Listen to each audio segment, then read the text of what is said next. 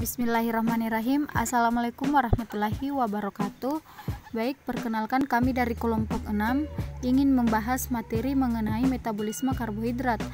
Nah, adapun anggota kelompok kami yaitu saya sendiri atas nama Susanti, yang kedua yaitu Viva Deserlia, yang ketiga yaitu Agung Setiawang, yang keempat yaitu Andi Hairil Akbar, dan yang kelima yaitu Bima.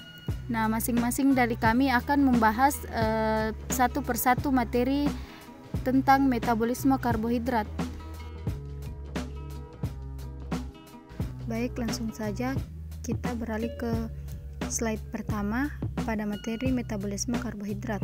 Nah, metabolisme karbohidrat merupakan proses kimia yang berlangsung di dalam tubuh makhluk hidup untuk mengolah karbohidrat, baik itu reaksi pemecahan atau katabolisme maupun reaksi pembentukan atau anabolisme.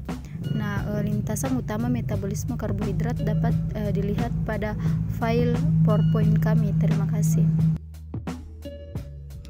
Tahap-tahap proses katabolisme karbohidrat. Yang pertama, glikolisis. Glikolisis adalah proses katabolisme yang sangat penting karena merupakan proses yang memecah gula, misalnya glukosa, menjadi pirufat. Bersamaan dengan produksi ATP dan NADH, dimulai dengan satu molekul glukosa. Glikolisis adalah reaksi 10 langkah yang akan menghasilkan 2 molekul pirufat sebagai produk.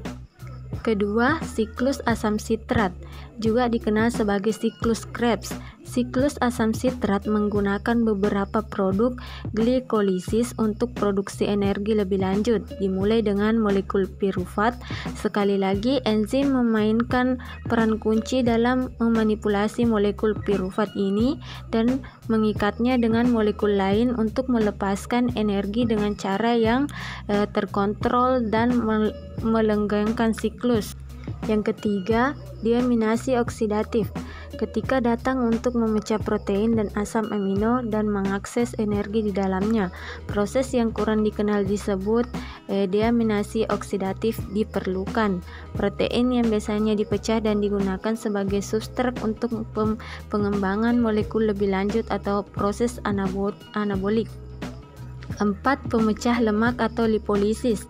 Pemecah simpanan lemak trigliserida yang disimpan dalam jaringan adiposa adalah cara lain untuk menghasilkan energi. Trigliserida terdiri dari tulang punggung glikol, 3 ekor asam lemak, dan 3 ikatan ekster yang menghubungkan 2 komponen sebelumnya. 3 ikatan ekster harus diputus untuk melepaskan energinya yang dilakukan melalui reaksi hidrolisis dalam 3 langkah terpisah. Masing-masing ikatan ini rusak. Dan yang kelima, meskipun kebanyakan orang berusaha menghindari degradasi massa otot, mereka dengan cara apapun seringkali hal ini bisa sulit.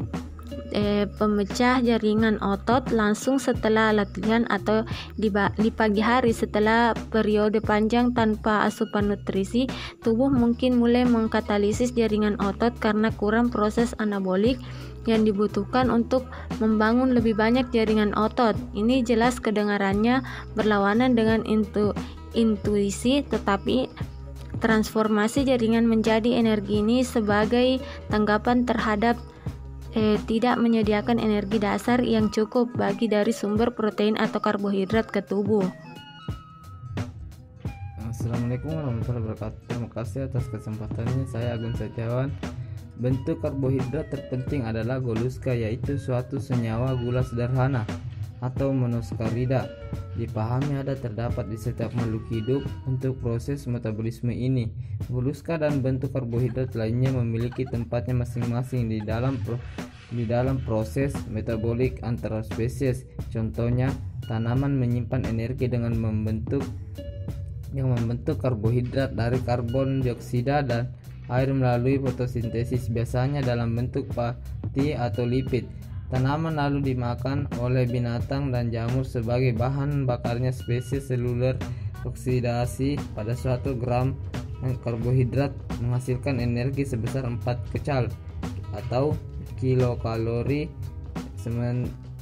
sementara dari lipid 9 kecal. Energi dari metabolisme contohnya Oksidasi goluska biasanya disimpan sementara di sel-sel tubuh dalam bentuk adenosina trifosfat.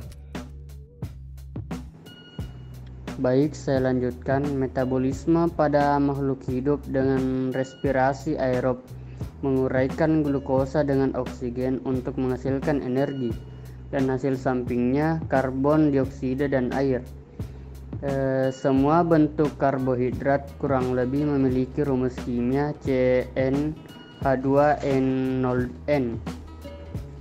Rumus kimia glukosa adalah C6H12O6. Setiap molekul monosakarida bisa membentuk senyawa disakarida, contohnya sukrosa, ataupun senyawa polisakarida yang lebih panjang, contohnya fatty and selulosa. Baik, saya lanjut dari sumber karbohidrat. Dilansir dari Harvard School of Public Health, karbohidrat yang bersumber dari sayuran, buah-buahan, biji-bijian, kacang-kacangan, dan susu adalah karbohidrat sehat karena didapat secara alami. Sedangkan roti, kue, soda, permen, dan sirup merupakan sumber karbohidrat tidak sehat karena telah diolah dengan berbagai bahan dan tidak memiliki banyak vitamin atau mineral. Baik, itulah yang dapat kami sampaikan pada materi metabolisme karbohidrat. Adapun sebagai kesimpulan yaitu metabolisme karbohidrat adalah proses kimia yang berlangsung di dalam tubuh makhluk hidup untuk mengolah karbohidrat. Bentuk karbohidrat terpenting adalah glukosa, yaitu satuan nyawa gula sederhana atau monosakarida. Dipahami terdapat di setiap makhluk hidup untuk proses metabolisme ini. Baik, lebih dan kurangnya mohon dimaafkan. Assalamualaikum warahmatullahi wabarakatuh.